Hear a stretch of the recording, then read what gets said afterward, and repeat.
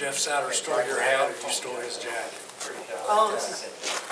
My Uncle Bill, when he died several years ago, he had a bunch of coats. I mean, he just had coats like 20 years old, so this is one of his coats. It makes me feel better to wear it.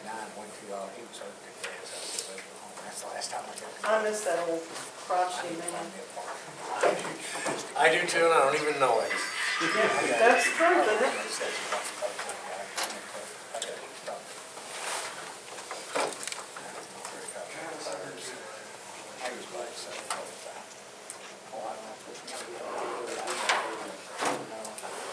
We're thinning.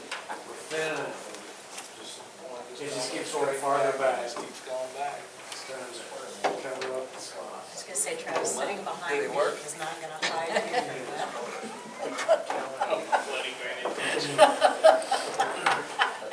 They used to do it like the men and the women did about 300 years ago. Everybody shaved their heads. More wigs. Oh, that's coming soon. I won't be wearing a wig. No, everybody. Like a judge. Like a judge. Like a judge. I'm looking at the curls. Yeah, I'm gonna start wearing that to work every day. Yeah, the curls. All right, go ahead. Yes, I have that. Yeah, It was right, like, of course, yeah. yes, I think Tom sent me that, yes.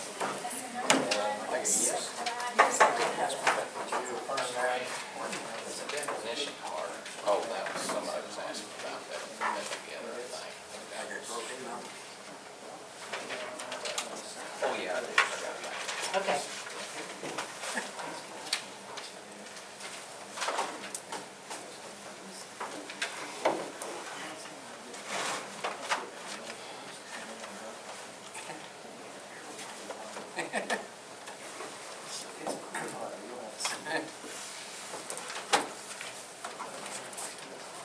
Yeah.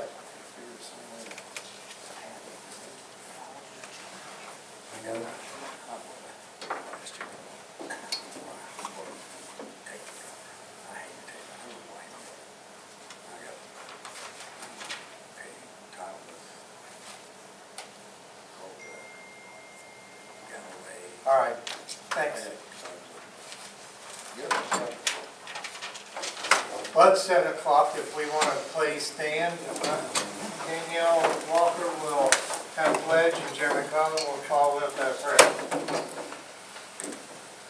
I pledge allegiance to the flag of the United States of America and to the republic for which it stands, one nation, under God, indivisible, with liberty and justice for all. Father, we ask thee, O Lord, as we come together as a group of people to decide the Washington County, and we ask thee, O Lord, to bless each and every one here, and we ask thee that every decision made be in your will. And this we ask in the name of Jesus, amen.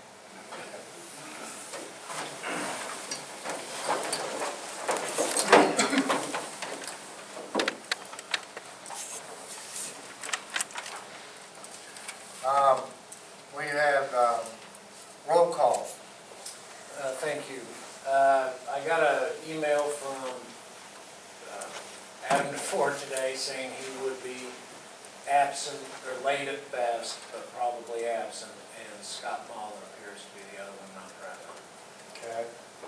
We do have quorum. We do have a quorum. All right, appreciate that. Minutes that were sent out for review. Are there any additions or corrections to those minutes?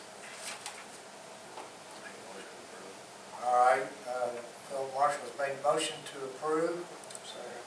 Jerry McCollum has made second. It's open for discussion.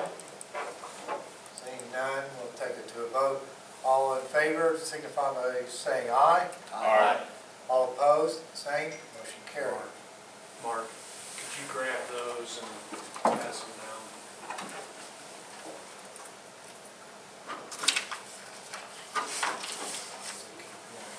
All right, next on there is basically the business that we have conducted from previous when we started. So with KK, I want to turn it over to you, Okay. and I'm going to let you man. Want me to come up there? Yep. Okay. If you want, or I can bring it to you and you can address the crowd. Either way, I will come up there. okay? And I'll switch seats.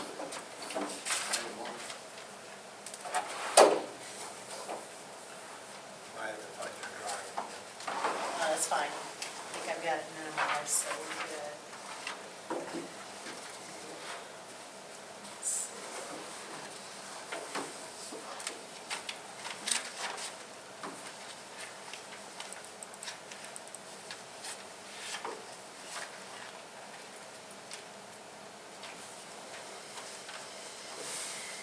Okay, we had some discussion about the zoning ordinance and concern, let me see if I can make that just a little bit bigger. 1 second for order.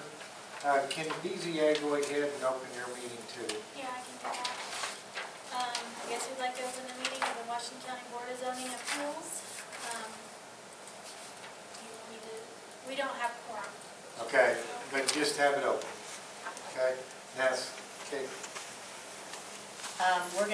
You want to talk about the zoning ordinance first, or did you want to talk about the rules? I think, I forget where we started, or left off, it was rules, We wasn't it? were working on the rules, so go ahead and do the rules now? Yes. Okay, all right. Hold on, let me pull up the zoning ordinance, so give me just a second here. BZA, you do have finally your own copy tonight of, those of you that are here, hopefully, of the BZA comments.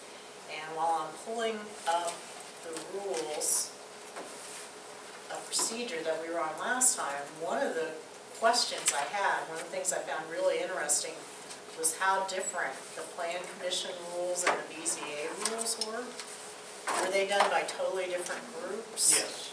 Okay, because typically what you want to have in a community are pretty much similar processes and procedures and stuff that you follow, no matter which group, because you've got some people that are on both. You've got staff like Travis that are dealing with both groups.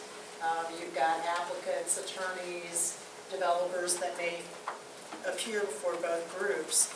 So it was surprising to me just how much was different between the two groups, the Plan Commission and BZA.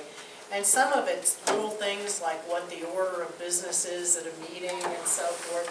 Some of it is big stuff though, like if you want to comment on a case that's before you, with one group, you have to send it in writing and have an affidavit, and it has to be there several days in advance, and the other one you don't have to. So that kind of thing becomes very confusing to everyone who's involved, trying to keep straight whose rules are whose. So I think one thing we need to keep in mind as we talk through this is it's okay to be different. So, the BZA, the Plan Commission have different rules and different missions, but we don't want to unnecessarily confuse ourselves and everybody else dealing in the process with doing everything totally different. So that was just a quick observation that I wanted to pass on that I don't think I mentioned last time. We left off, just a second to find where we were last time.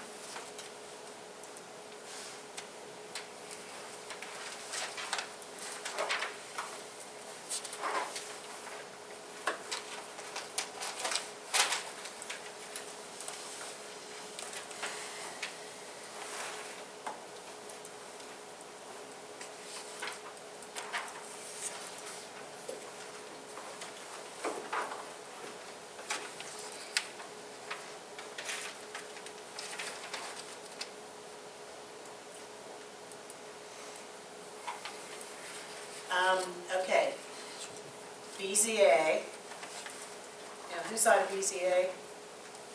One, two of you here. Okay, one thing I did notice is that the Plan Commission does have this late night meeting policy. That was something that BZA doesn't have. It's certainly not an issue right now, y'all aren't that busy, but it's one thing that you do not have, the Plan Commission has, so it's something that you may want to think about.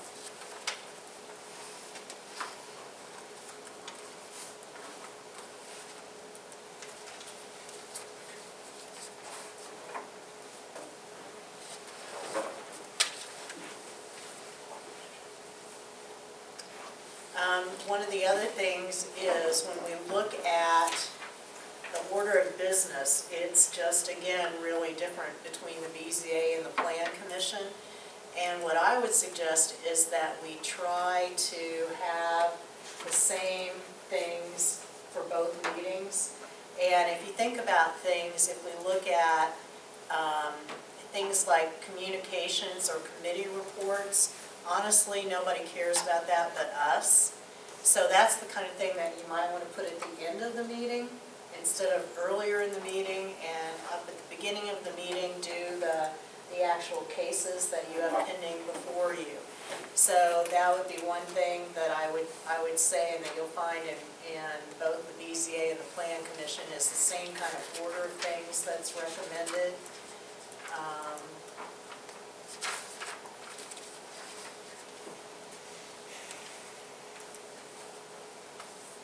And then one of the other things that we want to talk about is if you want, how you want the presentations to go at meetings. Are you getting, Travis, are you doing a staff presentation at all right now at the meetings? Okay, in most communities, that's what happens first, is that the staff will say, here's what is being applied for. They give you the basics for the application. Then the applicant gets to tell you why they think it should be approved. You hear from the public and that kind of thing. So one question I have is if you want to include a staff presentation or a staff report, that's something I could do, Travis could do, whoever, but that's something to think about that gives you a little bit more background as you start to do the discussion.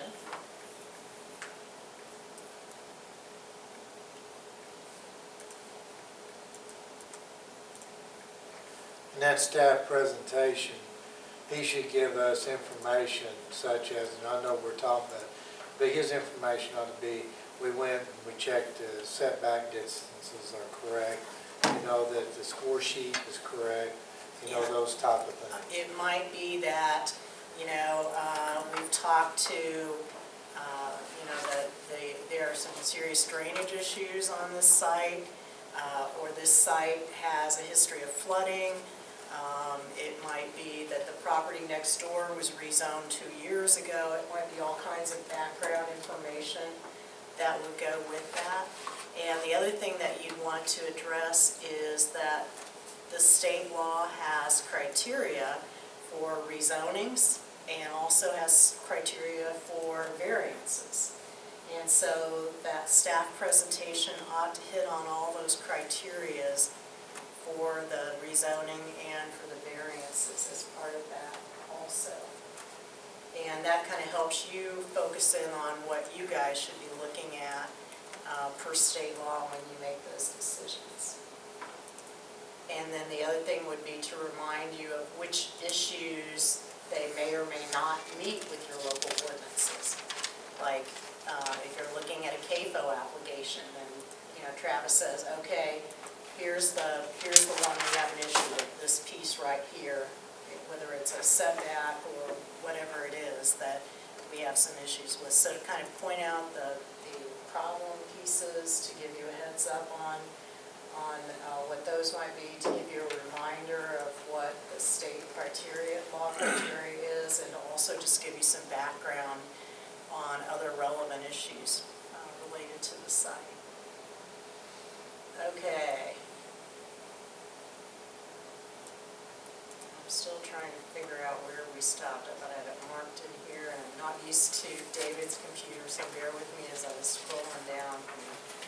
Yeah, I had you marked down on like 3.08. 3.08, thank you. Does that sound right? Thank you. Let's go to 3.08. Thank I you. just haven't seen the notes. I knew the new guy would come in handy. Yeah. There we go, special meetings, thank you. All right, this is something for both the board and the Plan Commission to think about. And that is basically the idea of special meetings. And you probably, again, don't have as much business that you've had a lot of pressure about this right now, but there's another community I'm working in where every week they've got somebody walking in who wants a special meeting. Because they just want to speed things up by a week or something like that for their application. So what I recommend is that you think about in advance what some of the standards are that you ought to have before you call a special meeting. And under what circumstances would it be warranted so that you can kind of have this set in advance and you don't have to reinvent the wheel every time. And the things that typically are considered for a special meeting would be things like if you had already scheduled a meeting, but then you didn't have a quorum, then maybe they're entitled to a special meeting because you couldn't act that night. If you had scheduled a meeting in advance, but then you changed that meeting date because it was a conflict with the local Lincoln dinner or something, or the county fair, then maybe you ought to look at it if there was some kind of a conflict there. If the county makes a mistake or the staff makes a mistake, then it's probably something that we should look at, having a special meeting. The economic development aspect of it, if you've got a huge economic development issue where you've got something where you have maybe the support of your local economic development folks saying we need to get this going, we need a special meeting, maybe, but you probably don't want to allow anybody who walks in the door to ask for you to have an extra meeting just to give them a week earlier resolution of what they want to do. So it's important to set some ground rules for that. Does that make sense to you all? And I can put some basic ones together like what I just mentioned that are kind of some standard guidelines. And then there's kind of always some catch-all language you can use, which is or other Exigent yeah, circumstances. exactly, as determined by the commission or something. So we wouldn't tie your hands totally, but it would make it so not everybody thinks that they are automatically entitled to have you meet specially just for their application. So that's something we can definitely work on, and I would suggest it's probably the same thing for both the Plan Commission and the BZA. Let's see here.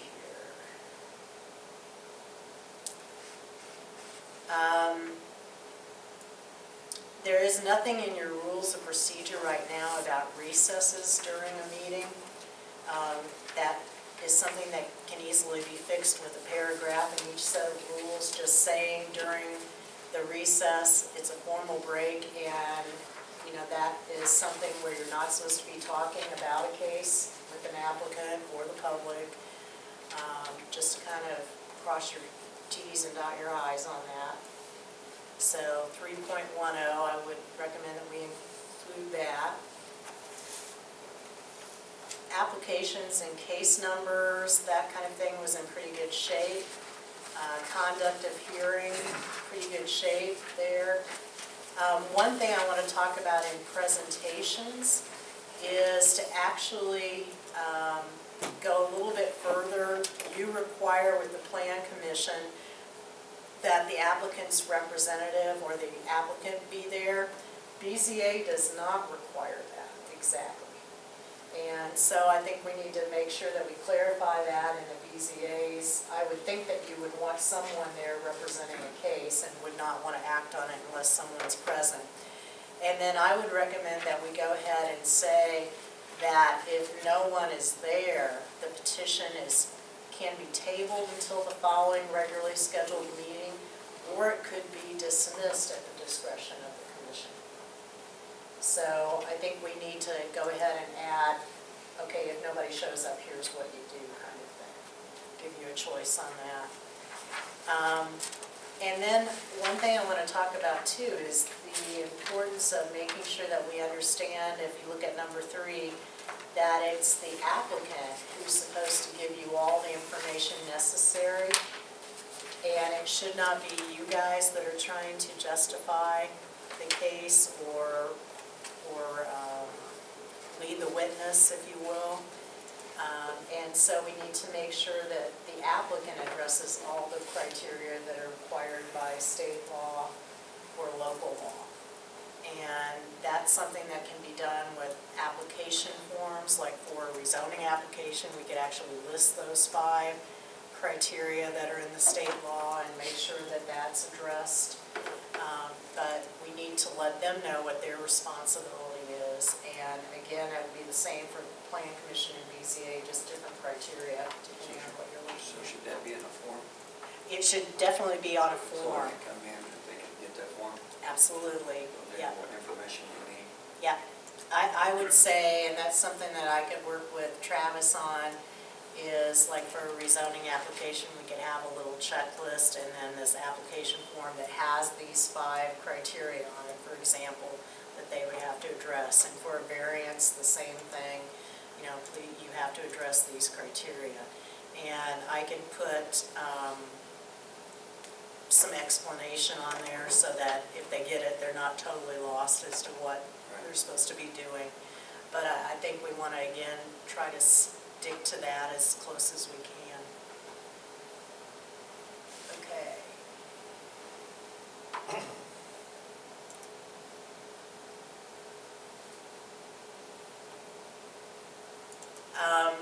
Want to make sure that it's really clear that all information that's shared at the presentation, including all reports, photographs, and everything, becomes part of the file.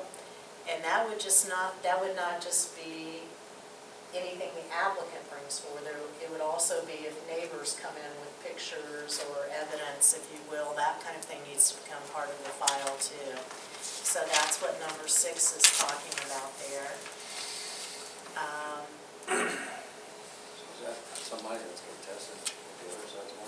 Yeah, if somebody comes in and says, you know, there's problems on this property here, I've got a picture of it flooding last year, then you say, okay, that's fine, if you show it to us, we have to keep that in the file as evidence. So will the form itself work for both sides? Well, the form itself is an application form that the applicant, the property owner, or their agent fills out. But the other side is entitled to see that because it's public record. And the other side gets to know what those criteria are also as part of that staff report, which they should be entitled to see too. So, Let me ask, you know, maybe this is a real silly question, but what's the criteria of the opposition to have credible pictures or credible evidence? okay, that's exactly why we need this. For example, if you look at a rezoning, the first of the 5 criteria that the state law says is that the rezoning should be in accord with the comprehensive plan. So the applicant has to say, well, this meets Washington County's comprehensive plan because your comprehensive plan calls for this to be intensive agricultural use in this area, and that's what I want to do. And the neighbors say, well, that's not how we read the plan at all. We see this big yellow blob here which says it's supposed to be residential or whatever, I don't remember what colors it is. But it's guiding them to use those criteria to argue their case. And so what we want to do with the application form, with the staff report and so forth, is guide them to stay on topic to the relevant stuff. So with those criteria for subdivision applications, it's based on what your local ordinance requires. So we can put together a staff report and a staff presentation that focuses on things like drainage and traffic and those kind of things to help focus on what those real issues are with that. And then you don't have to feel bad if somebody starts talking about the neighbor's barking dog or something that's not relevant, pulling them back and saying, well, we realize that's an issue for you, but tonight we're focused on this. And I can give you like a cheat sheet that I've used with other communities for training saying, here are things that are typically relevant for zoning, here's things that aren't typically relevant, here's things that are typically relevant with subdivisions, here are things that typically aren't. That kind of thing, just to kind of help keep everybody on track a little bit. But I think that once we actually get some applications and have a staff report and the criteria and everything, it starts to become a little bit clearer, stay on track. Okay, well, I know that a lot of meetings, especially public hearings and stuff, we start going way out. Yes, And you have to pull them back in. Right, you Even do. though they want to be talking, of course, sometimes they get mad because it says this is supposed to be a public hearing, so I can voice my concern. yeah. And I think that what you have to keep in mind with that is that if you let them talk about the neighbor's barking dog, if you will, that once you guys do your vote and make your decision, if you don't cut them off, they're going to think that what they said about the neighbor's barking dog has some relevance to your decision. So it's kind of misleading them if you let them talk about something that's not relevant instead of just cutting them off and saying, okay, we realize you've got an issue with that barking dog, but really, do you have any issues with drainage, with the street width, with, any of these other things that are relevant to the subdivision? And bring them back in, and that way because they don't know what you guys are supposed to be considering. They don't know what's relevant, and so it's okay to pull them back in, and maybe you refer them to the, animal control about the barking dog or whatever, but don't let them go too far with it, or they start to think that it's relevant to what you're doing if you don't cut them off. What about authenticity of materials of the opposition? I mean, we've already, it's at the applicant, he's supposed to present the case. But what if you come in with a picture that's doctored up or not even numbered? Yeah, and honestly, that's something you all have to use your own judgment on everything. Everything from, I think probably one of my most famous illustrations is during one of the zoning criteria that the state law has is the impact on adjacent property values. Correct. And I've been in public hearings where you've had a realtor on one side of the room that pops up and says this will be the worst thing that happens to property values on this part of town, and then a realtor on the other side of the room will pop up and say this will be the best thing that ever happened to property values on this side of town.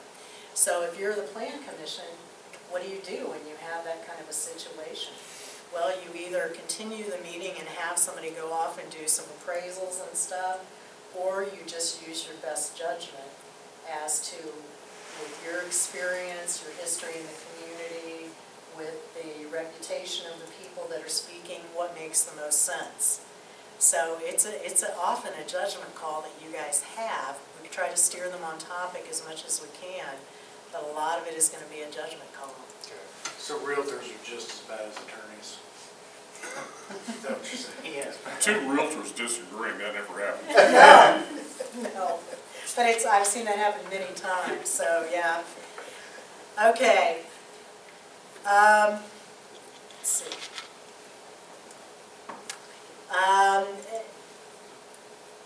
Just a little bit of clarification on public comments. This is a little confusing, but not every public meeting is a public hearing. And so some things that you will do will require official public hearings, which requires public comment, but some things don't. Like approval of your minutes, for example, would be some business that you have to do, but they don't require public comment.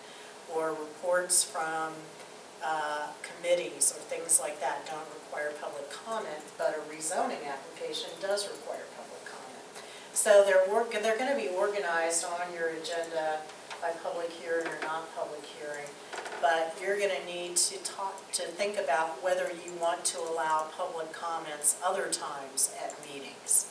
And this would just make it, if you look at B1, just make it clear that if the application doesn't require a public hearing, that the public is not automatically entitled to speak on it, and it's up to the commission to decide if they want to take public comment on it. So that just clarifies that, again, by the definition of a public hearing versus just a public meeting. There are some things people are automatically entitled to speak on and some things they aren't. Does that make sense? So are you determining that at the beginning of the meeting? I think actually that makes an awful lot of sense. What actually I might do, work with David, is in some communities, what they do is they do a little like play-by-play at the beginning of the meeting, the president does, and he said, okay, here's how things are gonna work tonight. First, we're gonna have the staff introduce the applications, we're gonna have the applicant talk, and then on this rezoning case, we'll let the public talk after that. And so kind of let people know how things are gonna flow and how things are gonna work, and that usually helps. Just kind of outline the agenda. Yeah, exactly. All right, and again, the same thing for the BZA would be good too, to have kind of that initial, here's how things will work at the meeting. Because again, you may have some people like the, the attorneys that come to a lot of these, but the regular Joes may only go to one of these their whole life, so they're not gonna have a clue what you're doing. So we wanna kind of help them through as much as we can. Okay, Kate, let me interject that it's kind of Washington County protocol, for whatever reason, that whether it's a public hearing or a public meeting, we've always opened it up to the public to speak. Even whether it's commissioners, because every now and then the commissioners will have a public hearing on something, or the council will. But it's just been always a matter of courtesy, because we don't typically get a whole lot of people attending with a lot to say. Okay. That's just something that we wouldn't be used to excluding necessarily, because a lot of times at the end of the meeting, there's people in the audience who say, does anybody else have anything? If that's not been an issue, then I'm fine with letting you guys keep doing it, because you know what works locally and what doesn't. It's kind of a precedent been set that if there's not a long meeting or a whole lot of people, or a contentious issue that's going to be subject to public hearing later, to open it up and ask questions, see if anybody else has any items to discuss. So just so you know, that's something we've done in the past. Now, if there's going to be an issue that's going to be subject to public hearing, then we might say, no, we'll wait for the public hearing. Now, we've had instances where the room's been full, and you can see the tension. And we've had them go in there and actually address as far as putting their name on the list and getting order of that. And then we take a look at the crowd and start putting a time limit, that we would allow them to address on that. And if they have the same issue, a group of them, and they have a spokesman, we will allow extra time. But what this is coming from is some other communities, in fact, this other one that I was just referring to that's got somebody walking in every week wanting a special meeting, also has a history of what I would call the professional citizen who comes to every meeting and wants to get up and talk for 20 minutes about whatever. And so that's kind of what this is meant to prevent, is the misuse of time at a public meeting. But if that's not been an issue here, then that's fine, we don't need to include it.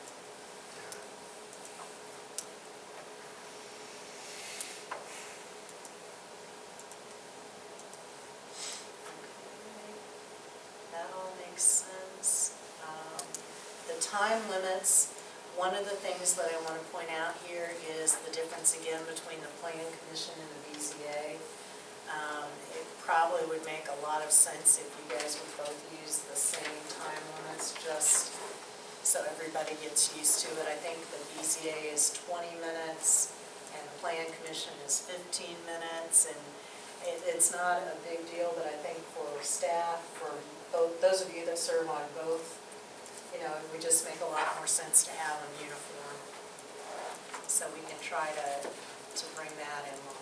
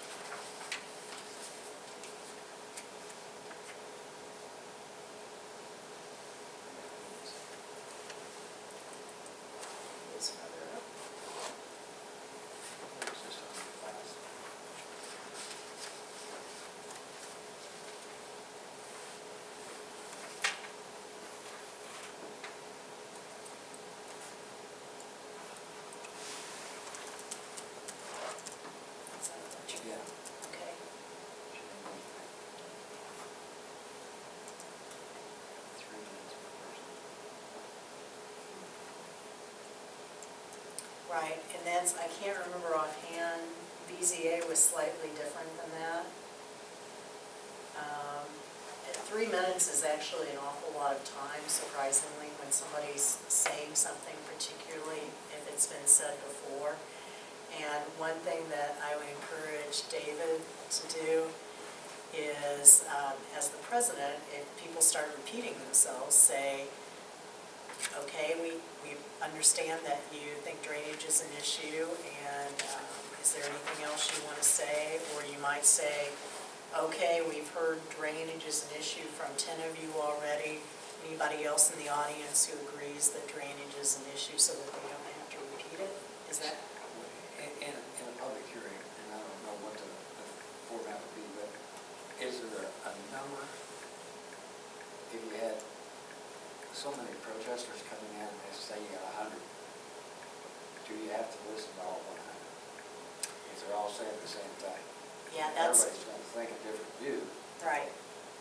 You don't want to prohibit anyone from speaking, and I'm gonna, attorney, Yeah, I mean, yeah, we've the always due taken, process thing. we've always taken the position, I mean, everybody gets a chance to speak, and that's why Dave was saying, kind of gauge how many are here. And then Dave's always doing a good job of encouraging people that if you want to combine, get together, and you can relinquish your time to someone else to speak, or if you've got, don't be redundant, you know, things Yeah. like that.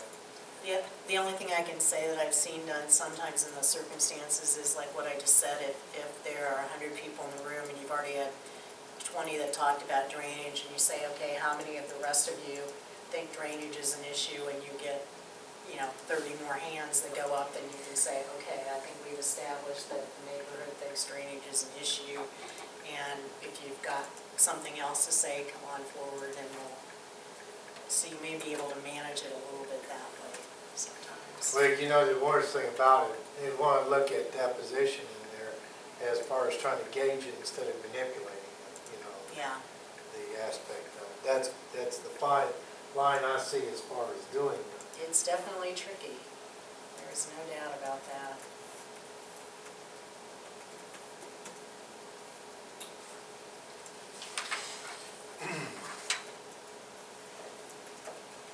All right. One other thing that I want to talk about a little bit is if you look at I guess this would be D number 4, and that's being consistent with the amount of time that someone would have to wait before they come back to the commission again. There are a lot of different situations that, if you deny a case, if you dismiss a case because nobody's there to represent it, if the applicant withdraws, if it's continued the maximum number of times and they can't resolve it and then they want to come back. There should be kind of a uniform standard for how long they have to wait before that happens. And I'm suggesting we use a year, just kind of as a standard. If you guys want to go with less than that, that's fine.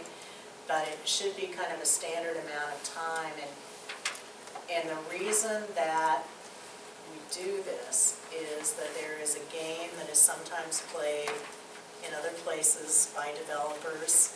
I'm sure it would never happen in Washington County, where you basically want to wear people out or wear the opposition down, so you continue it as much as you can, you mess around as much as you can, and finally, after coming to 6 months of meetings, the neighborhood gives up, or the adjacent property owner gives up, or even some of the plan commission members give up. And so this is just saying you can't do that kind of thing and then turn around and immediately refile when you sense that everybody's worn out from what you're doing. So it's just basically requiring you to be serious about your application with the Plan Commission and or the BCA, and if you're there, then you need to do your best to resolve it, and if not, and you don't get it approved, or it's dismissed, or it's continued the maximum number of times, then you have to wait a year and cool your heels for a while until you come back. Now, does that make sense to you? Yes, Okay. very much. All I right. thought we had some. You have some, but it's not consistent all the way Okay. through. And so I want to be consistent all the way through. Okay. but you were close on that.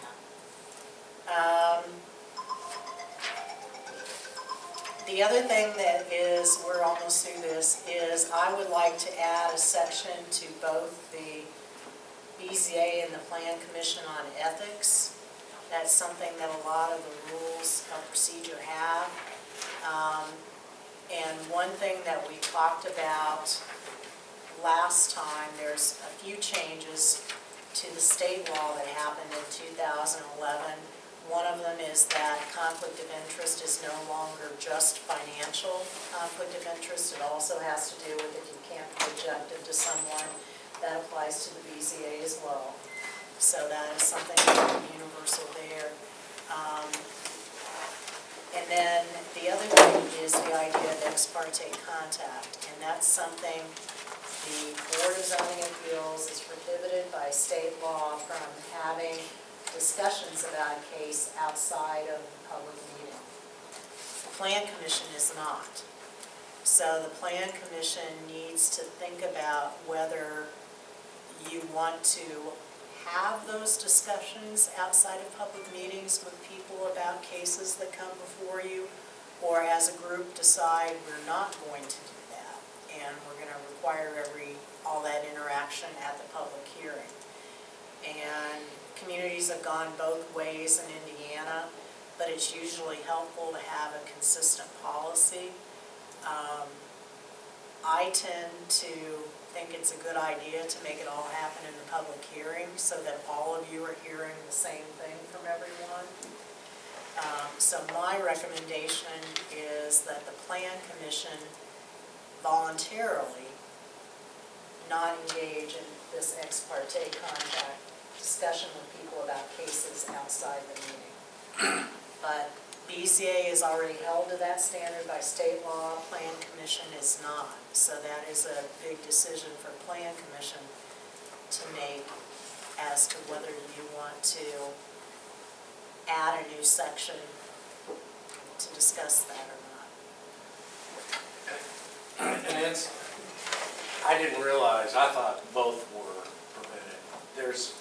I can think of a situation where a Plan Commission member went out, knew something was coming before, went out and did his or her own investigation, and then actually testified as to the results of an inquiry made outside the presence of the board, and it wasn't a proponent or an opponent presenting by doing their own ex parte investigation. They actually kind of became a litigant, a proponent of one side or the other, and it was kind of an awkward thing to witness from the audience, like, it's kind of like a predetermined outcome. It's like one of us has already gone out, and then it becomes harder for the board. The Plan Commission can look at the two sides or whatever and say, okay, I believe this, I don't believe that, whatever. But one of their own is out doing their own investigation outside the meeting, it becomes a third advocate with a different layer of credibility among the members that I don't know, to me it didn't strike me as appropriate. Well, I'm a big believer in you all doing your own homework and due diligence. I'm a fan of drive-bys where you go drive by, look at the site, that kind of thing. But I think if there's things that you want researched or investigated, the best thing to do is have staff like Travis or somebody do that officially. I don't know, what do you all think? I know Well, it's hard in a small town. let me give you an example. Okay. In there, we had maybe a problem in there, and then of course, whenever I addressed when they says, well, what do I need to present? And I said, well, you need to present a timeline. Of this, the timeline was very important to put together. You need to have construction times, those times, as far as in there. And so I gave guidance to them, but I said, the proof of that is all on you in there. You need to do this, but then I just kind of laid a scenario out, what the Plan Commission would like to see to make a decision. but then after that, I left it alone, you know. Well, I think in this case, you were probably in a way filling a role that in many places the staff would do. Right. Yeah, but you guys are spread so thin that it's, I know sometimes as plan commission president, you've got to jump in and, especially with a new thing like zoning and so planning, kind of help pave the way on that a little bit. I don't see that as the same thing as having lunch with somebody to talk about, you know, whether that you should approve the case or not. Right. Yeah. Honestly, I would like to have, and all the materials be presented to a full commission. That's my preference. Okay. That way there's no, well, I saw them at the coffee shop discussing this, and they might not have been discussing anything, but it shows the perception of that. Right, I agree. I think that's, and it's hard not to have that happen in a small town, but you can also, you know, it also makes your job easier in a way, because you can say, gosh, sorry, I just can't talk to you about this. It's in our rules, so you've got to come to the public meeting, but it's really important that we hear what you have to say, and I'd like everybody else to hear it. So, anybody disagree with my recommendation, or David's, or feel strongly about it? I can't tell you why the state law didn't prohibit plan commission from ex parte contact. I have no idea what the history is on that when they did BCA, but, all right. All right, so basically what we have, what I would like permission to do is to try to align the BZA and the Plan Commission rules a little bit closer, so that you guys have kind of the same process that you're following for the meetings, order and the standards and the time limits and things like that. Try to do that. And I'll make some of the changes that we talked about in here, and I'll put some draft rules together for both Plan Commission and BZA that each group then can look at. And I know it's much easier once you have something in front of you to tell whether it makes sense or not. Does that sound like a plan? Yes. All right. Good deal. And BZA, we didn't talk specifically about your handout that I think Tom gave you guys, a copy of the BZA rules. No? Okay, okay, it's fine, I can email it. What was that? That was the second email that I sent you. On the BZA? Yeah, I got five, I didn't get one for the entire plan commission. oh, that's fine, if you can give those to the BZA folks that are here, that would be good. Yeah, where I kind of went through and said, let's, a little more detail for your rules, so you know what's coming. Okay, anything else on rules? It's not, I know, exciting and sexy stuff, but it's, you know, you're gonna get to a meeting where you're gonna wish you had some of the stuff figured out if you don't. So, question back there? Yeah, back at, where we started out here on page 2 with the, section 5, about midway down, with the residents of the unincorporated area. That comes out of 214, which is kind of iffy. We've got, in this county, we got the unincorporated area. It's actually a 2-mile fringe around the city, which is not in the jurisdictional area of what we preside over. And we got in trouble because we had 2 members that didn't meet 216, which says they have to own property within the jurisdictional district of this. So I think this needs to be rewritten to pick up 216 rather than 214, which is going to get us in the same boat we fell into before, where we was on the wrong side of state law Yeah. 2 times before, and then we fell into the wrong side of state law on the, once the office holder changes his office, he's no longer eligible, or he's, as a citizen member, you can't hold office and still preside over the board. If we're going to touch on the state laws to keep a new lawyer, because Tom's leaving us. Right. Tom's coming, he's seen all this crap. He knows where not to stay. You know, the landmines are out there, he's got a map. Right. A new lawyer won't have, Right. a new board, right now you got like only 4 members from the original board. Right. 10 years from now, there may not be 2. That's an I think if we're gonna write this stuff and go to the, point of reaching in and pulling out state laws, we need to do the ones that actually, we've stepped in, and I don't wanna step on them again.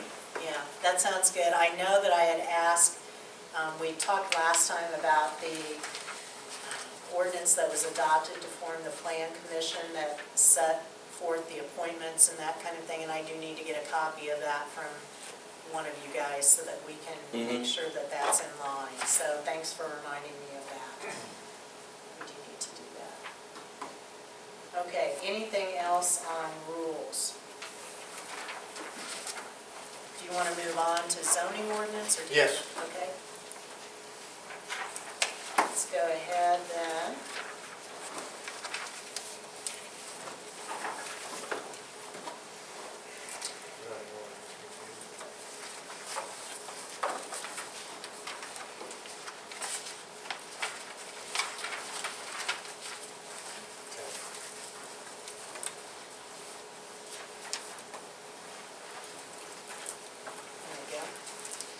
All right, so the zoning ordinance, we had some discussion about concerns that it's maybe not as complete as it should be.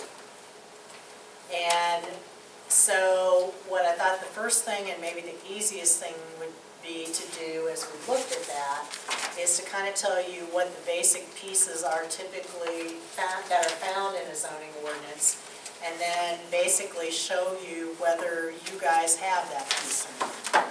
So if you look at the table in front of you, the column on the left says here is in a very simple zoning ordinance, here are the pieces that you usually see. The middle column says here's what you have in Washington County, and the column on the right is basically me saying whether it's really important or helpful or whatever, and I've gone ahead and highlighted in yellow the things that I think are very important. So let's go ahead and start out, and the first thing that I noticed that was missing, and we're kind of going to go in order from the beginning of the zoning ordinance to the back of the book. Usually there's a section up front that talks about interpretation, and it talks about what you do with conflicting requirements. And typically what it says is the most restrictive one prevails, but it also says if there's a conflict between the zoning ordinance and deed restrictions, for example, what prevails. So it kind of tells you how to interpret conflicts, if you will, or overlapping regulations. And it's a pretty standard piece. It really will end up being probably no more than about a paragraph. 2 at the max. So that's something that I can very easily draft up. It's pretty standard language and put in there. And that again just kind of helps guide you as to if you do notice a conflict, which regulation do you go with. So that just helps clarify. Does that make sense? This general head nodding will tell me to go ahead and draft that? Okay. All right, we'll do that. The next one I noticed is that there was not anything that I saw that really talked about the transition into this zoning ordinance. And that may almost become a legal question. I don't know if it's a moot point now or not. But typically when you adopt a new zoning ordinance, there's kind of a transition section in the ordinance that talks about what happens to things that existed beforehand, like if there were any pending applications, which you didn't really have zoning beforehand, so you wouldn't have had that. But what happens to land uses, for example, that may have been legally established, and some of this may already be covered in non-conforming. This may be one that our new attorney may want to look at a little bit closer and determine whether we may still need that section or not. I'm not sure that I understand the difference between that and what we covered in our non-conforming uses section. Well, Yeah. you know, and then also I was reading in there as far as additional standards, you know, and what I see as an issue is that you have an established AFO, CFO, CAFO, and they want to go ahead and expand. And we've already got this situation kind of going on. They want to put a manure storage building up on that piece of property. Well, the way our application is, it doesn't keep them from expanding, but they have to meet the requirements, of this new application. Right. And then argument is, I've already established operation, I'm just wanting to, but it specifies manure, lagoon, composting facilities, all that. Now, I mean, yes, probably a good idea, to have those facilities, but they have to go back and meet this ordinance. Yeah, now that I think is more the non-conforming question that we're talking about.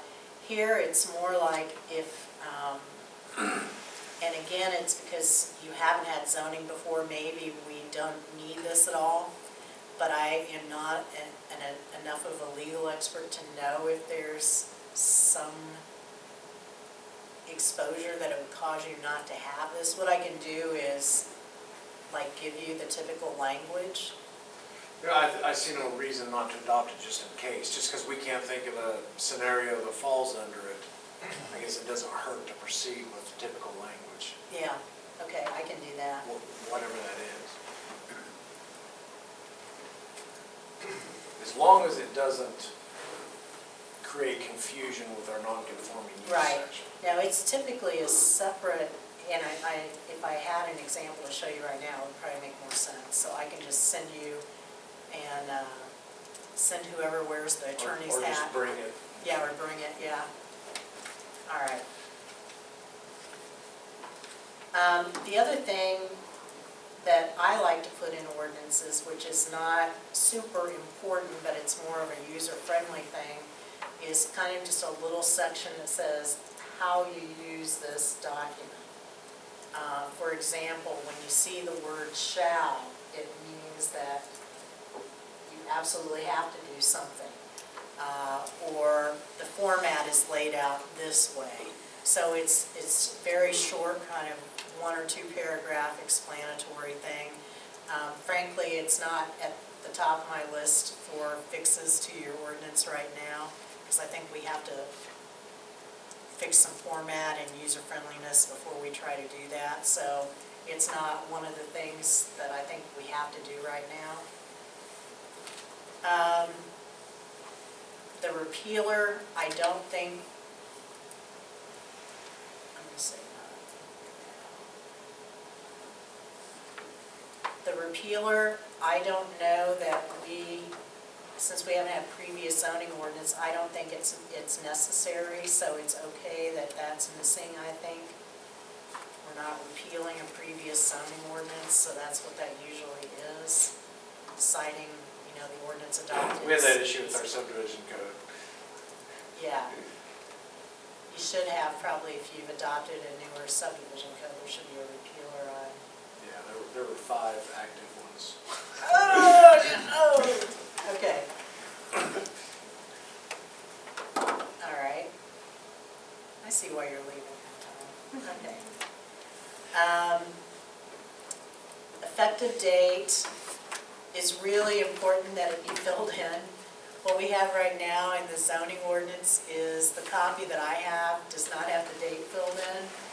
And usually what you have in the zoning ordinance is right up front, you say the effective date of this zoning ordinance is, January 1st, whatever, or whatever that date is, so that everybody knows immediately when it took account. And that's an easy enough fix, so I suggest that we just add that in there. Again, it's like one sentence, so it's not hard.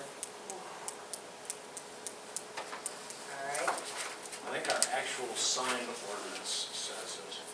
It's got a date on there, 3/18. Right at the bottom. Yeah. I'm sure you have the signed ordinance, but Yeah. we just need to make sure that everybody knows that date. Yeah. Then we've got typically a whole chapter that's devoted to administration. And that includes basically who does what. And you've got a section in your ordinance now on the Board of Zoning Appeals, but strangely, you don't have a section on the Plan Commission or on the legislative body. So those seem like two missing pieces that we typically see. And again, it's not really super unusual stuff. I can write it up in a couple hours. You know, it's fairly standard and it's pretty clear what your statutory authority is as a plan commission and so forth. But we just need to establish that in there. So we've got the BZA covered, but we need to establish the plan commission and the legislative body. So I think we need to add that unless anybody objects. So you're going to refer to legislative body as commissioners? Well, yes. It depends on the jurisdiction. For you guys, it would be the county commissioners, yeah. Okay. You have to bear with me because I work with towns and Right, cities and, yes. yeah. So I tend to use the generic terms sometimes. Then also, if we look farther down, most ordinances also talk about the duties of the planning director and also adopt the rules and procedures by reference. Just make note in the ordinance that see also the rules of procedure that govern the plan commission and the BZA. So again, those I think are really important pieces that are missing from kind of the administrative section that we need to put in there. And I think that will help with some of the confusion about who should be doing this. Should it be Travis that's doing this? Should it be the Plan Commission that's doing it? Should it be the board that's doing it? Should it be the county commissioners do it? If we actually get it down in writing, it'll make it a little bit easier for everybody to know what everybody's doing. So hopefully save a little confusion, not again, real complicated, pretty standard stuff.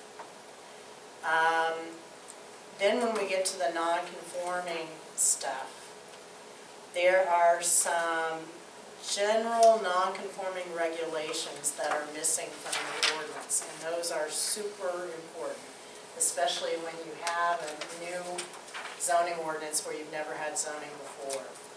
And so what this talks about is things like how do you handle illegal uses. If the use was illegal for some reason, before zoning happened, it isn't suddenly grandfathered, it's still an illegal use. So that kind of language is important to put in there. Also things like if a use, and this, I think we may have talked about this with another case, if, maybe last month, if something stops operating and it's vacant for a certain amount of time, it loses that non-conforming status. And you need to establish in your zoning ordinance what that length of time is. Is it 6 months? Is it a year? But you need to make that clear how long something can be out of operation or vacant before it loses that grandfather status. So Let's this double is check that. I thought we addressed that. Yeah, but I've got this, I've got it here and I don't see it. Okay. I couldn't find it in there, and We I might don't- talk about it. Yeah. Great length. So this is one that I think is really important. Probably in the scheme of things, one of the most important ones that we need to get added to that. But probably still only talking about a page worth of text there, so not a whole lot. Then your ordinance talks about non-conforming land uses, but it doesn't really talk about non-conforming structures, non-conforming sites, non-conforming signs. And I think we need to add those other missing pieces. It's more than just a land use that might not be conforming. You might have a site that doesn't conform because of something, or you might have a structure that doesn't conform, you know, something may not meet setbacks, that kind of thing. So those things need to be in the ordinance too. And so probably about a half a page each is what we're talking about. Again, we're not talking about adding tons of information, we're just trying to cover some missing pieces. And those are fairly standard things that, again, I've written 100 times over the years, pretty standard language typically. One thing that I do want to back up and talk about is the stuff that you have now. Right now, if you look at section 401, restoration of legally established non-conforming uses, the way I read it right now, if something happens that totally destroys a non-conforming use, you can completely rebuild it. And that is not typical. In most communities, there is a percentage on value or square footage or something, or maximum that's set. Maybe it's 50% or something like that, so that if it's totally destroyed, you can't rebuild it as it was. So I just want to make sure that you understand that you guys are very different than what most communities allow when it comes to non-conforming uses. And maybe we should talk about non-conforming uses for just a second. Let me put on my professor hat for just a second. The idea of non-conforming uses is that it's something that no longer conforms to the community standards. And the idea is that you want to let people continue to do what they're doing and get their let it live its natural life, if you will, so that they get their money's worth and their effort and so forth out of it. But the idea is eventually you'd like that non-conforming use to go away and be replaced or rebuilt with something that meets your current standards. And one of the things that's interesting to know about Indiana is that Indiana does not have amortization for things like signs. If you go to Ohio, let's say somebody in Ohio has a non-conforming structure of some kind, let's say a sign, that's just an easy example. In Ohio, you can say, your sign doesn't meet our setback or our height requirements anymore. Based on the value of this sign, we can say you can have it for 10 more years, and then you're going to have to take it down and put up a sign that meets our standards. And Indiana, and I think it's Hawaii, I think there are only like 2 states that don't do that, and so we're one of them. So in other states, non-conforming uses do go away eventually. There's kind of a timetable or time limit on it, but not in Indiana. So in Indiana, though, it is common that communities put some kind of a restriction on how much of a non-conforming use can be rebuilt, so that if something is completely destroyed, 100%, you can't put it back up the way it was again. So that is, there's not a right or wrong, but I just wanted to tell you, you're being much more lenient than others are on that. And was that your intent, or? If the state law dominates there, us or them? Well, the state law is something different. The state law isn't enabling us to go in and amortize things. So we can't go in right now and go around to the non-conforming CAFOs, for example, and say, okay, we figured this out, and in 5 years you're going to recoup your investment, pay everything off, and now then you can afford to come into standard or come into compliance with all of our new standards. That's what the state law doesn't allow us to do. But the state law doesn't care if we say, if you're a non-conforming use and you burn down, or a tornado blows you apart, or something like that happens and you're completely destroyed, you can't rebuild again. So you have to start over from there. So you would have to start over from, what most communities do is they say, if they set a percentage and say if over 50% of your structure is destroyed, or over 50% of the value of your structure is destroyed, then you have to come into compliance with the new standards. Okay, I think I know where this is coming from. You know, non-conforming is not only the building itself, but the distances of the Right. new ordinance. Right. And when we've had this happen several times, and there were tornadoes take a poultry barn down, but a new ordinance wouldn't meet that criteria from 200 feet from a property owner, or would not meet setback distance. Right, So we were not wanting to penalize okay, that operation because that's the reason. okay. I feel like that's the reason. Yeah, and I can think of someone, I really got an earful outside of a meeting from someone on this issue. Because my argument was, the way we ended up adopting it, it is forever into perpetuity Right. grandfathered, and they can tear down, rebuild, and be non-conforming. The idea is, okay, we'll give you a grace because as long as it continues to exist in its current form, you were here before the law was, keep doing it. But once it comes time to replace it, you've got to bring it up to current code. And that idea got really attacked by people. Okay. And especially, and I'll go back in the confined feeding operations where there's a lot of buildings that's got concrete pits and that are already IDM permitted in that, but there's a lot of people that take all these sticks off, completely and rebuild Right. right back on it, and it's still the same permit. Yeah. So, okay, and I wasn't telling you you're wrong. I Well, just wanted to and I'm make trying you- to give you an Yeah. explanation why. And that makes some sense, but I just wanted to, I feel like it's my job to point out when I know you're real different than what others are doing, I want you to know that. Yeah. Okay, that makes some sense, But- so we can do that. Let me ask a Or we question. can readdress it. What about a livestock operation that shuts down for a year? Yeah. For some reason, they just shut the operation down, and you're left with, however many buildings there are there, and they didn't meet the code because there was no code at the time that they were established 20-some odd years ago or whatever. If they shut down, they're done for whatever time limit we put on them. Am I correct? That is correct, and that's one of the But- questions is, what should that time limit be? Yeah. 616 says if it's operated 3 out of 5 years, you can't shut them down. You can't say 6 months.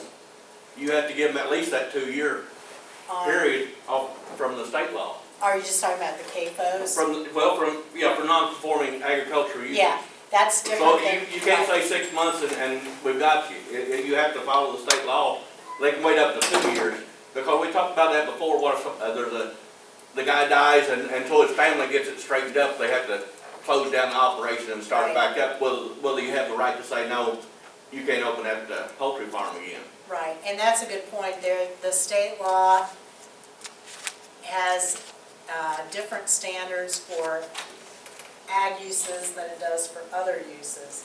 So we need to cover both bases. So we still need to figure out for some other use that's grandfathered, not a CAFO. Yeah, can you, Gas can station. you separate the two? Agricultural, grandfathered in forever, but something like a sign that's not involving someone's livelihood? Well, you can. You have different zoning districts. So you have an agricultural zoning district and you have a residential zoning district. So that's one way that justifies being able to do that. So it's definitely possible to do that. Yeah, the state steps in every once in a while and makes special rules that are exceptions from the zoning for everything from home daycare to mining, gravel mining to ag. So every once in a while, we just have to make sure that we're covering all the special ones, yeah. Oh, yeah. Okay, so we can, I understand where you guys are coming down from on that, we can do that. I am a little concerned if we look at a couple other sections in there, the substitution of non-conforming uses. Your ordinance right now basically is saying if you've got one non-conforming use and you want to substitute it with another non-conforming use, that you can do that. And I think it needs a little bit more review and clarification. When I've seen that, usually there's more language that goes into that, like not expanding the footprint of, let's say you have a non-conforming industrial use, or, I don't know, something, not expanding the footprint of that, that kind of thing. And it, you know, quite honestly, we may want to have one meeting where we just talk about non-conforming uses. Yeah, and just because, I think what you heard was the reasons we did what we did, I don't know that it's not subject to reconsideration either. I don't want you to bump on, just move on down the road without reconsidering that, because again, first of all, there's about 4 new members from when we first passed this. And, you know, a lot of this was taken from the public hearing and the comments, you know. Yeah. And it was. We took those, we had them as bullet points that was what was important for people. Of course, people didn't want, they wanted to make sure they grandfathered in, that they could do what they were doing, Right. you know, and change it to the next family member so they can do that Right. too. But what we don't want to do is we don't want to let someone honestly have a grandfathered use that then they make into something that's more intensive than what was there before. Well, and I think the footprint issue, like we had changes the original footprint, had to go through the NCA, you know, on the 401, on the restoration. Yeah. We did use that language Okay. of footprint there in 401. All right, so maybe what we do is let me work on some of the easier fixes first, and we maybe come back and look at non-conforming use as kind of another step later. Probably so. Okay. All right. All right, then let's look at one of the pieces that I know Tom has been concerned about is the residential districts, the lack of any kind of standards or uses that are listed for the residential district. That's a big deal. If we've got a zoning district that needs to have some standards, some permitted uses in there, and there's nothing right now. So that needs to be developed. That, again, is going to be more than one paragraph of work. So that's not one of the quick fixes, but it's definitely something that we need to do. The other thing, you know, in other communities, you see commercial, institutional, industrial zoning districts. You don't have them, it's fine that you don't have them. But what we have to realize is all those uses we have to allow somewhere. So the other part of this is figuring out, when we have a commercial use that comes in, what are the standards, where are they supposed to go? Do they have to go to the BZA for a special exception? Or are they permitted by right in a residential zoning district? What about an industrial use? It's the same thing. So those are some pretty big issues that we need to figure out. Is you guys have figured out a lot to do with the ag uses, but we need to think about the other uses now too in the community. The airport overlay district is fine. I don't think we need to worry about that one. Some communities have something called a planned unit development district. Any of you heard of that term before? You've talked to us about it. Essentially, it's what I call a write-your-own zoning district. And it's not something I think you probably even need to worry about yet, so I'm not ready to tackle that one at this point. One thing that I do think is really important that I would say we do want to tackle fairly soon would be this permitted use chart. And a permitted use chart basically has all the different uses you can think of on one side of the table, and then it's got your zoning districts, in this case agricultural and residential across the top. And you go through and you say, where would we allow a machine shop? Would it be allowed as a permitted use or a special exception? Where would we allow an adult sexually oriented business? Where would we allow a grocery store? All these different kinds of land uses, you're going to have to figure out what to do with. And that is something that could take a while, but we have to address the fact that there are going to be uses in the county in addition to both single family and agricultural. So that's a big one that we have ahead of us. In doing that, do we need to refine our zoning map to include other districts, or can we handle that the way, That's kind of up to you guys, how you want to do that. If you go do an end, aren't you just moving the problem to a different part of the county? If you don't address the issue? I think we would be addressing the issue. Like, I'm gonna explain that part of the reason we just came up with 2 districts, and the reason we only addressed one, we had a kind of a pending, urgent, exigent situation with some promised development that we thought, well, if, rather than sit down and come up with industrial and commercial and all these, we can go ahead and get something on the books now and then more comprehensively address things down the road. Okay. I wasn't And- sure what that history was. Yeah, and also we didn't want to overrate, we didn't want to start making up things just to do them when they weren't a problem, and we didn't want to, I'm speaking, I guess, for. Well, we're not wanting to overregulate. Yeah, we weren't wanting to overregulate, but we also had a pending agricultural issue right at our doorstep, and we thought, well, we can do this and take care of this, whereas if we try to address all these other issues that aren't pending urgent matters, Right. it'll drag it out a year. So right now, if somebody calls Travis up and says, where can I put this commercial use? What do you say, Travis?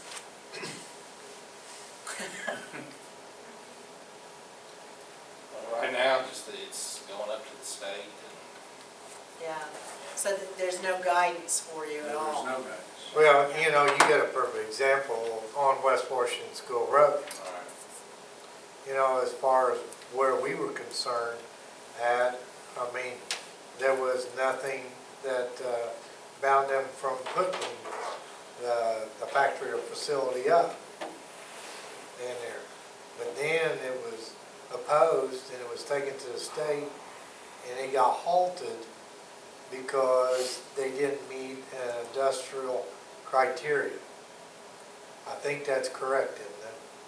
Because that project is halted right now, not by this group, but by state. Because it didn't meet the standards of an industrial, they had to have drawings, you know. Our comprehensive plan, the map, includes a discussion and areas designated. Oh, it does? Okay. Yeah, in our comprehensive plan. Okay.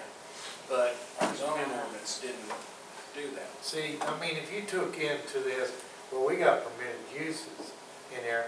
We've got in here manufacturing of meat, dairy, and agricultural or furniture products. Well, this facility kind of met, you know, kind of a furniture or some type of a building. So it met our guidelines. Right. But it was contested the next step up, and then we hit it up on a stipulation of the building structure itself, not its location. So, yeah, so I guess what I'm saying is it's incomplete right now. Well, Yeah. I And understand. so we're gonna have to figure out whether we add other zoning districts or whether we try to fit everything into residential or agricultural districts, but we need to be able to address all the other uses that, and that's gonna be, that's gonna take some time for us to figure out. So it's All right. not one of those that's a quick fix, but it's something that's very important to do. I got a question on that. Yeah. I've always thought of this plan commission as far as a group of site location. Okay? An industrial building in that we're not looking for jurisdiction of what that building looks like or what it's got in it, even though Travis is a building inspector. And we have certain, I mean, help me through this thing. I mean, our governance is still in site location, uses of land.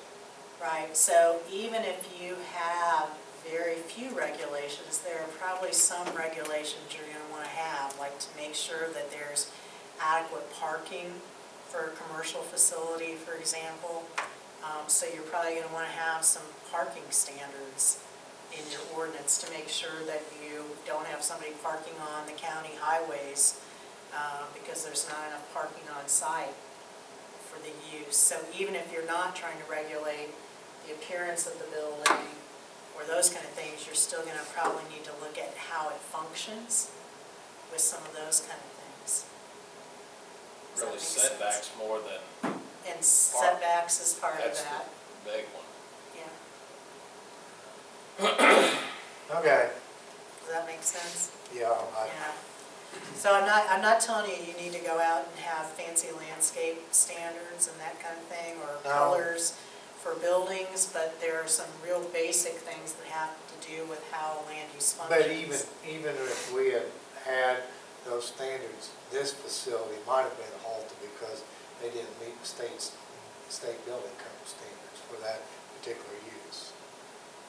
When that happened, that's another one of those panic moments where I said, no, I'm not sure it fits in permitted uses or special exceptions. It's one of those where it wasn't to be furniture. I mean, Well, they were building buildings, storage buildings. Uh-huh. So it didn't really hit into the furniture. I guess they're kind of going into the manufacturing. Okay. Boy, I hate to have to describe every business that was ever imaginable. I know, and we don't have to, I'm not saying we have to have 50 pages of uses, but we need to have enough so that if somebody calls Travis, he can look at the list and say, okay, it doesn't match any of these, but it's pretty close to this one and this one, which are both allowed here, and he can make a reasonable interpretation. So we need to give him a little bit more than what's there now, I think. That would be my recommendation. yeah, because the handful of calls that have come in, he's called Dave, then he's called me, and we're all kind of like, boy, it just, I read it, and I give an interpretation. Tom gets it in there, we have a discussion, and we get a kind of a roundabout, okay. Yeah. So I'm not trying to make it harder, I'm trying to make it easier yeah. with a little bit more information in there. This has been a major concern of mine. Yeah, okay.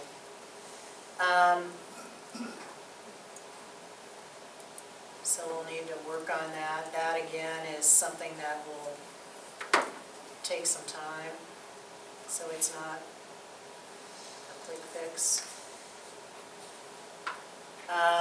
Development standards, that is a section in the ordinance where you have things like sign regulations and landscaping regulations, but other things that you might want to address here, even if you don't care what a building looks like, are things like the parking standards that I mentioned, or sexually oriented business standards. That was something neighboring Jackson County wrestled with some time ago. Some things like that you may want to stick in there. So this is important for us to look at eventually too. And it's again up to you guys how much you want to regulate or how little you want to regulate, but there's probably going to be the need for more than what's in there now, which is not much. What I've always heard, even though we may not want to, we have to designate this adult thing. Yeah, I think you need to be prepared for it, yeah. Because, honestly, what happens is a lot of those kind of uses are what I would call predatory uses, and they look for communities that don't have their regulations figured out, and that makes it easier on them to go in because they don't have to meet any of your standards. So, from what I understand, and correct me if I'm wrong, my land use attorney friends up in Indianapolis tell me that no community can absolutely prohibit a land use. You have to allow a land use, even if it's a horrible one that you don't want, like sexually oriented businesses. You have to allow that somewhere in your community. You might say it can only happen in a heavy industrial zone with a special exception from the Board of Zoning Appeals, but you have to allow it. Which might be a reason why we need to establish an industrial zone or something. I say, yeah. Yeah, so, Well, you got Clarksville getting ready to move out pretty quick, John, because you better get ready for it. Okay. Flood hazard areas. You guys, did you just adopt a new model flood ordinance from the state? Travis, sorry. Was it 2 years ago? We do that whenever the state does an audit, the flood hazard ordinance. Is that a separate chapter of the county code, not part of the zoning ordinance? Correct. Which is fine, it doesn't have to be, I just wasn't sure, okay. Well, we won't worry about that. That's what the state comes down, as you every 2 years or so, we have to update it. Commissioners, he brings it to the commissioners. Okay. There's also a missing chapter that's normally there, which again kind of goes along with what we were talking about earlier with the who does what, the duties of the plan commission, the staff, and so forth. There's usually a chapter that talks about permits, procedures, certificates, that kind of thing. And that's not in this ordinance either. And that, again, makes it a little bit easier for particularly a developer or an applicant or something to pick the ordinance up and figure out what it is they're supposed to do and who they're supposed to talk to and Where's what our happens in what checklist? order. We don't have the checklist attached to this document. Would that suffice to a certain degree? A checklist, I think there's still some things that you'll want to put in your ordinance because an ordinance has more weight than rules when you're talking about requirements for getting a permit and things like that. I think you probably want that in ordinances. Yeah, we had a discussion about that too, like incorporating certain things by reference into the actual ordinance itself, because the checklist isn't part of the law. And we can look at and reference. All right, and then another super important piece of it that kind of goes along with this again is the enforcement of things. What happens if somebody's not meeting the standards of your ordinance?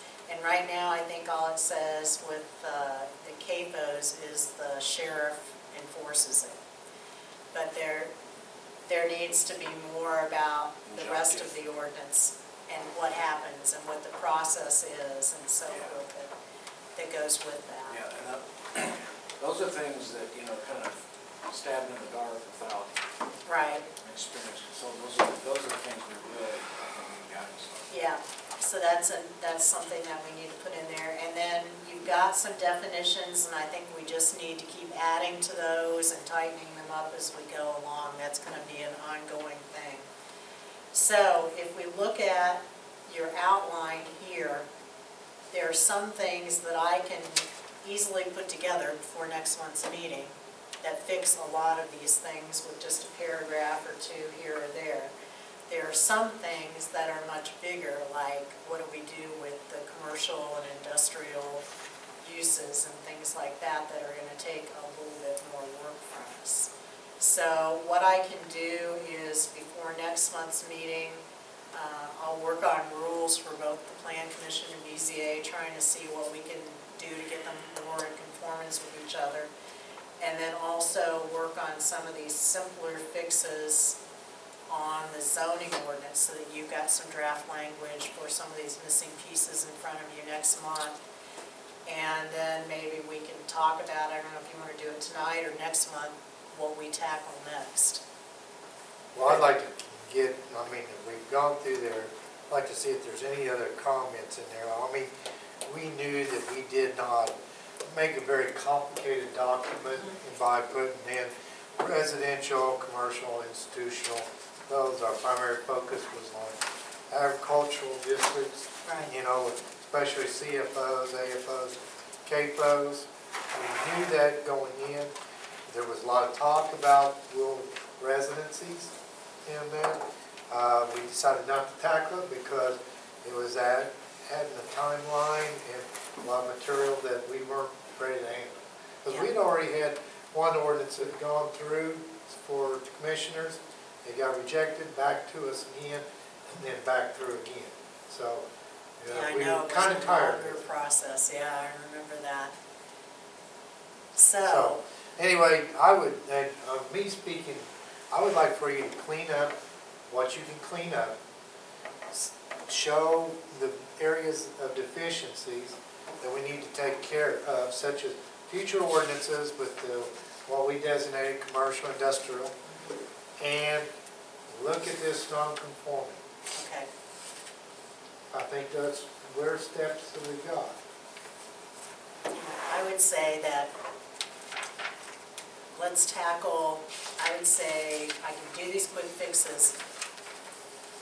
We need to do something as far as residential, since we already have that district in there. Yes, We need to get some basic things in there, just because it's already there, before we start tackling commercial, industrial, and institutional, would be my recommendation. And it doesn't have to be a lot, but we need to have some uses, some standards in there, okay. so. Plan Commission, members, any comments in that as far as general direction? Well, she goes ahead and does what she's supposed to do by adding paragraphs there and knock that part out of the way.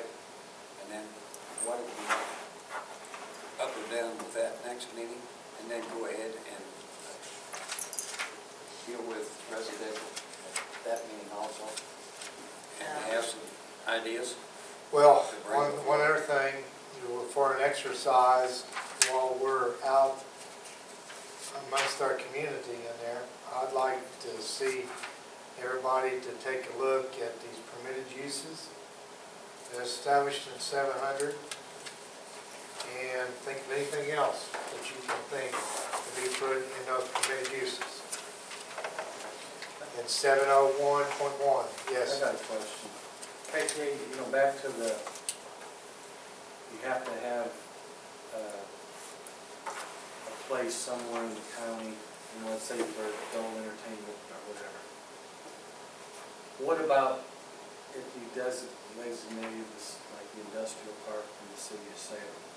Would that suffice, even though it's a totally, it's in the county, but is that a possibility to I would, you're crossing lines there, but yeah. I don't know, I'm gonna defer to the I'm attorney guessing on it's that. not, because they could do the same thing. They could say, well, we're gonna designate a spot in the county, and they just, I'm guessing that probably wouldn't be, it's a great thought. I'm just wondering what you can push off on the city and, Well, what we don't. I yeah, think there's an island out there in Blue River, down Yeah. in Fredericksburg. I mean, honestly, we'd say, well, let's put all the landfills in Jackson County or something, Yeah. right? I mean, we push everything off we didn't want onto somebody else. Yeah, I don't know, the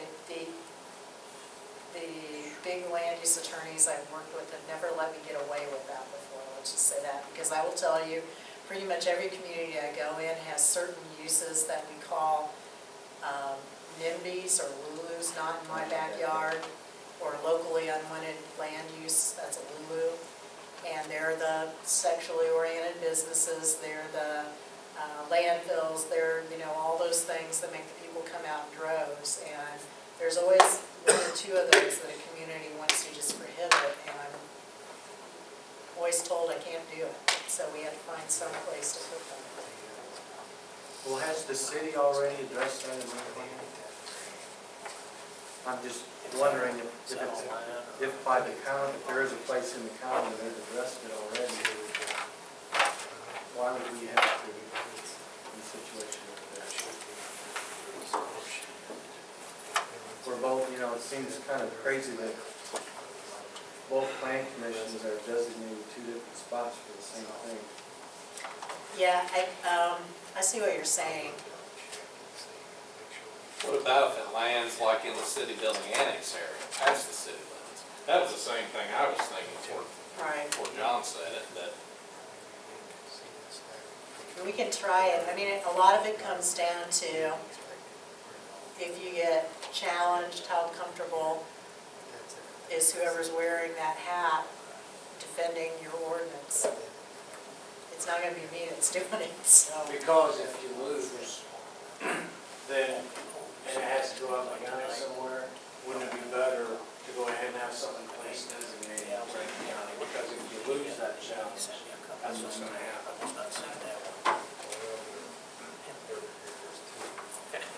it's probably worth looking into. I mean, you're right, but I have a feeling it's a no starter.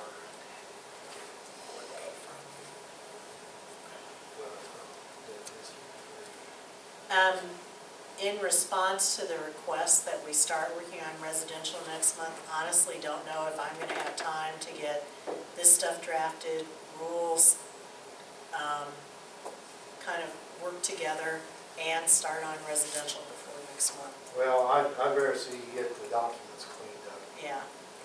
So we can, let's work on that for next We're month. already to Yeah. 20:09 now, so. Okay.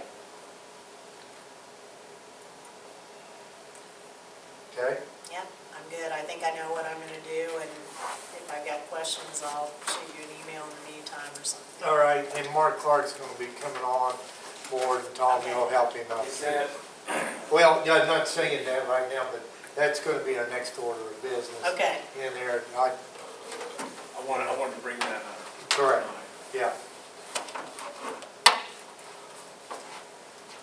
Okay, All right. Oops.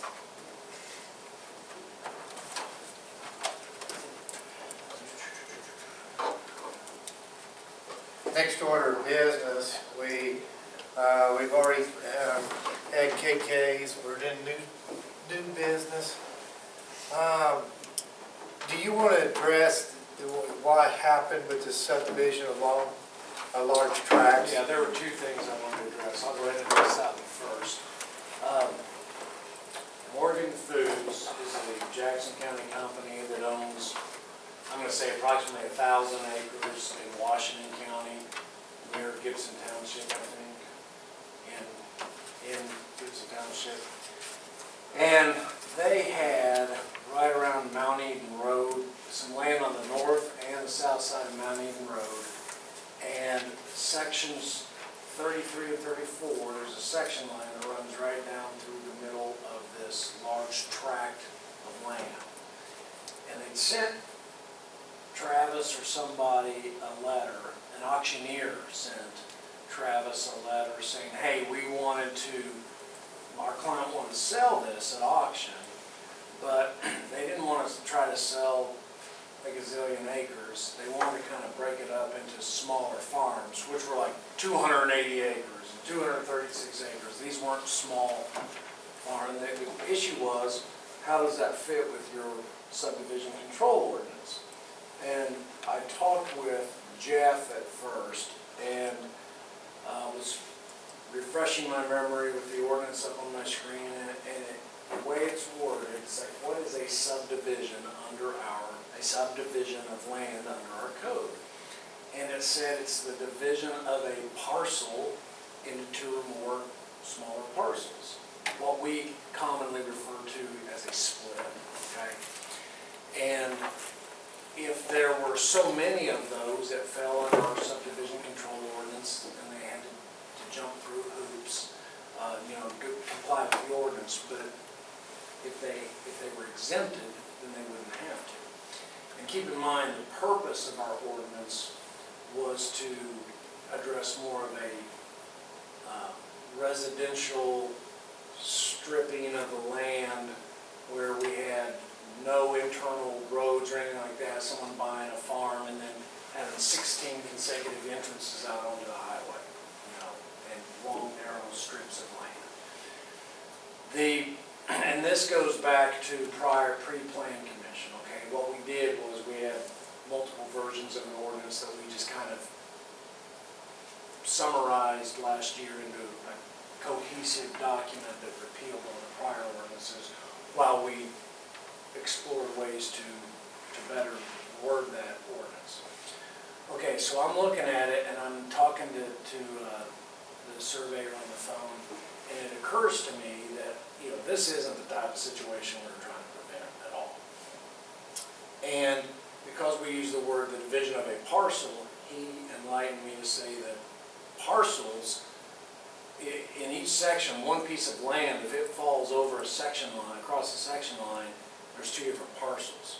So I thought, okay, well, we're looking at two parcels instead of one, north of Mount Eden Road, for instance. And then each one, we're just kind of cutting in half, so to speak.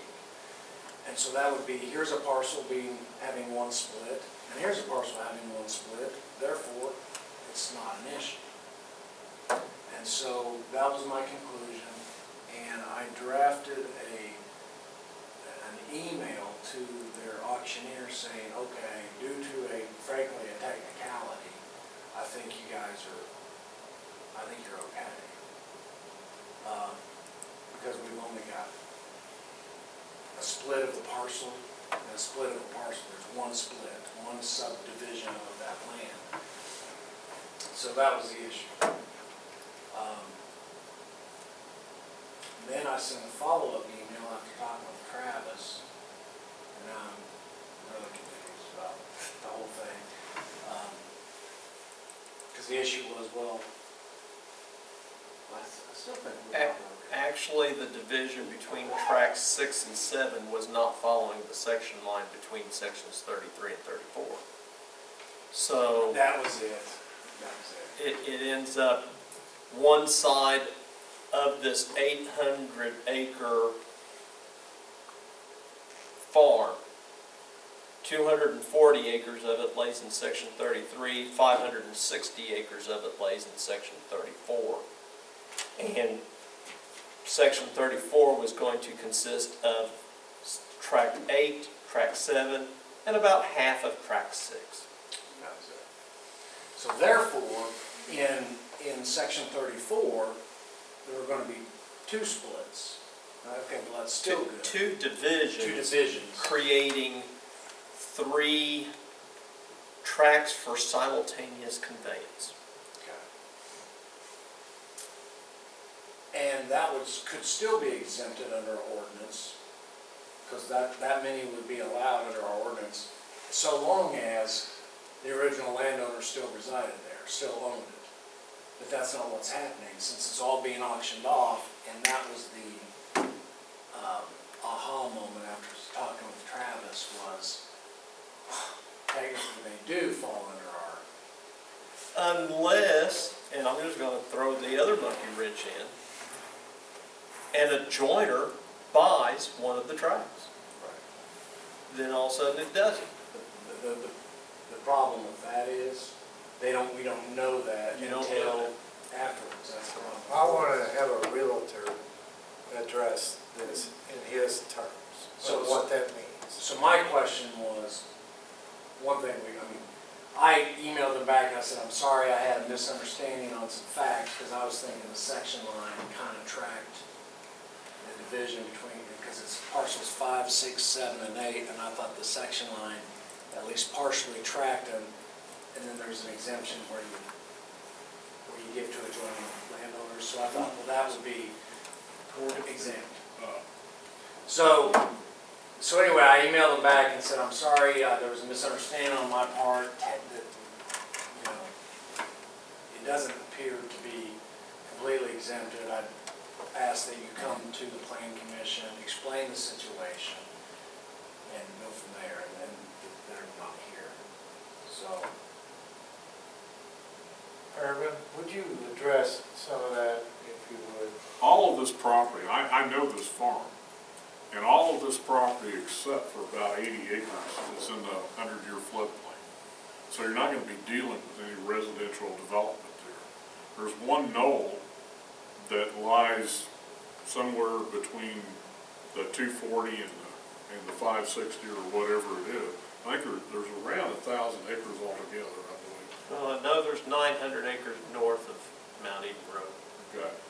And there's an 80-acre parcel that's also owned by them. I believe it's 80 acres that would be considerably south of there that possibly wouldn't be in the floodplain. But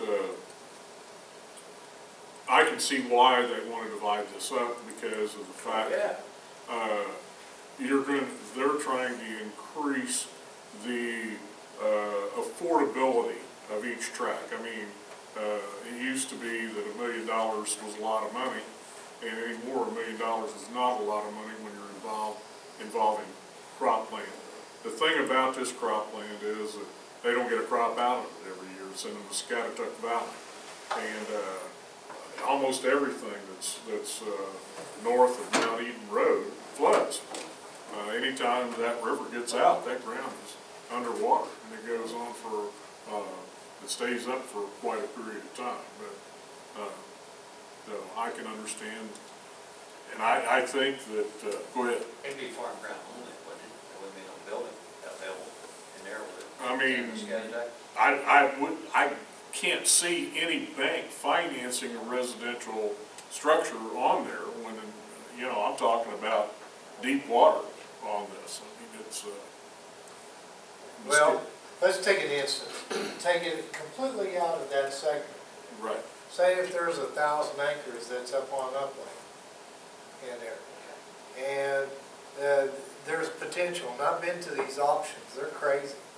I mean, they'll divide it up, you know, in all these different parcels, and they're divided 80, 100 acres, whatever. And there's somebody that's interested in this 80, so they'll bid. You see this bidding on this parcel. Then they put combinations together, you know, to try to maximize the dollars to the landowner, you know, in it. So for us, trying to sit there and, well, you can't subdivide, we really don't know what the outcome of the auction Well, is. we don't know how we're going to divide it up, because a lot of times, in large tracts like this, they'll have tracts that have absolutely no access. Those are called swing tracts. And the only people that can bid on those tracts are successful bidders on surrounding tracts. And that's who ultimately will be the buyer. So it doesn't need access. And so that kind of takes away from what we normally do and normally think of as, you know, you've got to have access at some point. But a swing tract does not have to have access to a county road or have an easement to it. We can make this simple. I mean, one of the things just a few months ago when we brought up the subdivision control ordinance was we'd like to see it apply only below a certain number of acres, because someone's selling 100-acre parcels, that's not what we're trying to regulate. And that was something you and I had discussed, I believe, on the phone at one time. If you have one parcel in a section of 160-acre quarter section, and they're paying taxes under one parcel number, well, the northwest of the southwest is a 40, the northeast of the southwest is 40, the southeast of the southwest is 40, and the southwest of the southwest is 40. You know, those are all aliquot parts. You could do that. Let's say there's a road on 3 sides of the farm. It's 40s, but by doing that, it falls under our subdivision control ordinance as it's currently written. Whereas, if you've got somebody who's got a 160-acre farm, but just by the luck of the draw, their 40 is 40 in section 11, 40 in section 12, 40 in section 13, and 40 in section 14, and they're all contiguous, but they're paying on 4 different tax parcel numbers. They can deed those off, and there's no stopping that. There wasn't a single split. There's not a single split of that, because they're already divided into 4 Parcels, because we use the word parcel. So my point is, it's in a floodplain, so it's not going to become residential property.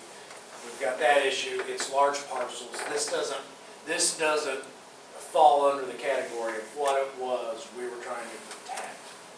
You know, if they were to buy 100 acres, okay, and then they decide they want to do this shotgun thing, then they're going to have to come to the subdivision.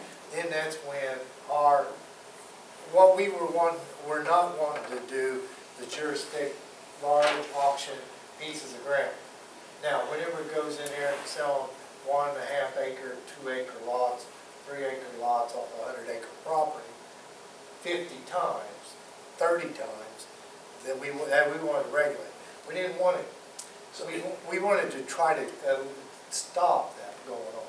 So it's my understanding under the recent amendment to the subdivision control law at the state level, as compared to 2011 or whenever we did our training, we can actually do a variance of a subdivision. Yeah, you can do a modification, it's called, to the subdivision ordinance, and it's the plan commission that grants that instead of BZA, but it's same kind of thing. So that's why I asked them to come to the planning commission, they weren't here.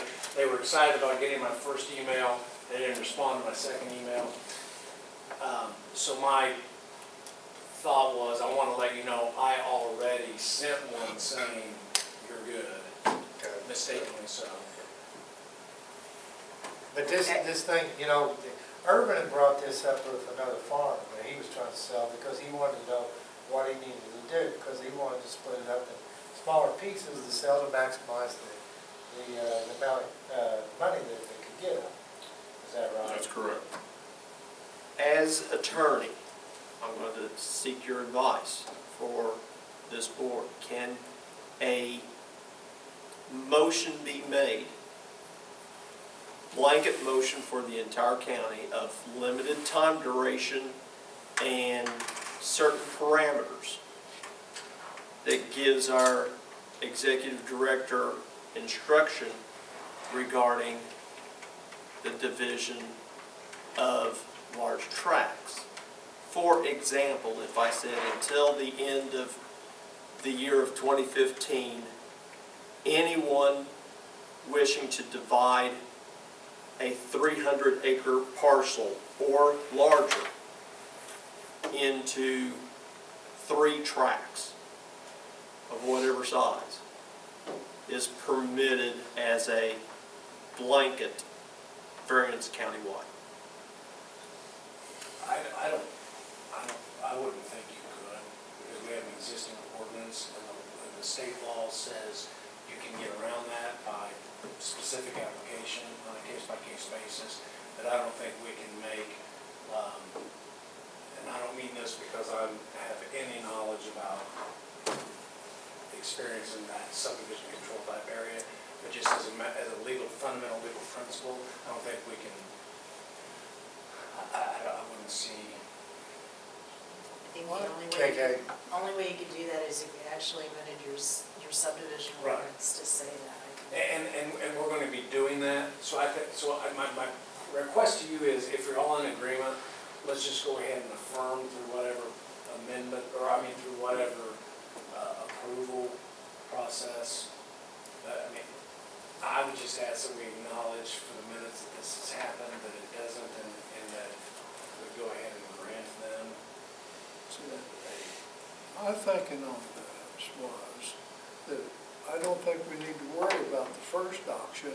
It'll be if anybody buys a smaller section and then goes to subdivide, I think would be where we may come in. Exactly, but until that happens, what's before us is a situation where I have given a response, a written response, and then turn around 2 hours later and say, oh. Well, okay, let's take a look at the language that we can present here. As we have understood the position of what has been brought before us, we see that it is not out of compliance of what our intent here with this plan commission, that the guidance of the legal counsel, what he did with documentation, was a correct interpretation of what the plan commission sees as acceptable. The intent of the document at the time it was written. Yes. I'll second that. I guess I did that as a motion.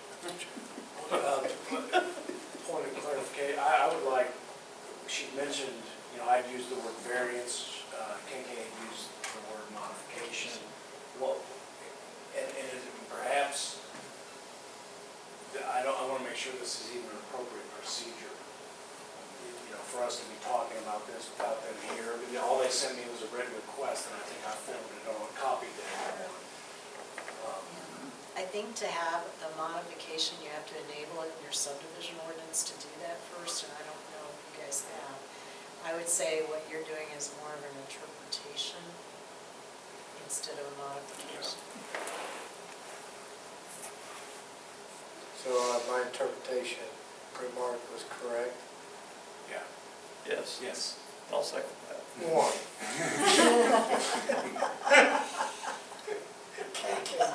This is like some like definitions or some of those other. So anyway, we have a motion and a second in there. It's open for discussion. I have a question. Yes. How many did they indicate how many tracks they were considering dividing this into? No, I just remember eight. Eight tracks. 8 tracks. North, there were four of them were north of one- Mount Eden Road. One, I think the smallest was 37 acres, then a 40, a 40, a 70, and then the four north of Mount Eden Road, which the smallest might have been 85 acres. But mostly it was following 3 ditch lines. You know, there were 3 drainage ditches, which tells you how flat the ground was and how swampy it would be if the ditches weren't there. All the ground west of the westernmost ditch, the tract that was between 2 ditches here, the tract that was between 2 ditches here, and the tract that was east of the easternmost ditch.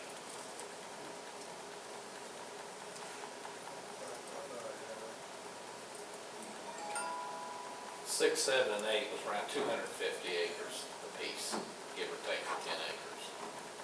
Track 5, I think. So what about the 85? Yeah.